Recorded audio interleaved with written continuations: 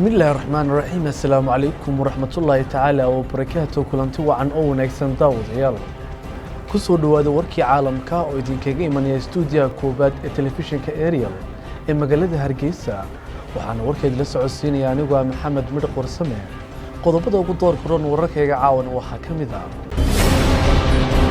حكومة الصومال يمدوا يوروب أو كلا صحيح ذي هالشيء كتعلقه dhaqaalaha midowga Yurub ugu deeqayo ammaanka iyo garsoorka Soomaaliland.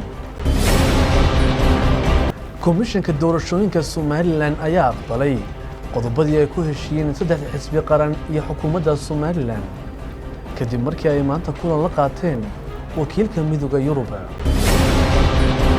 Ra'iisul Wasaaraha dalka Soomaaliya Mudane Xasan Cali Khayre ayaa waxa uu ka hadlay biyo-la'aanta ka jirta Soomaaliya waxaanu sheegay in xukuumaddiisu ay ka leedahay qorshe cad.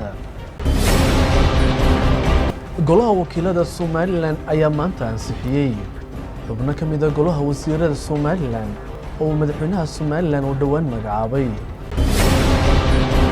Madaxweynaha Puntland iyo ergeyga qaramada midoobay u qaabilsan Soomaaliya ayaa maanta ka wada hadlay khilaafka u dhexeeya maamulkaasi iyo dowladda federaalka Soomaaliya.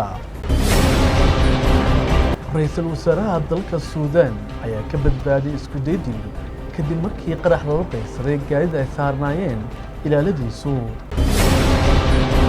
Intaasina daawadayaal waa qaar ka mid ah qodobada ugu doorfuran wararkayga caawa iminkii haatan u diyaar garooba qodobadaas iyo kuwo kale oo faahfaahsan.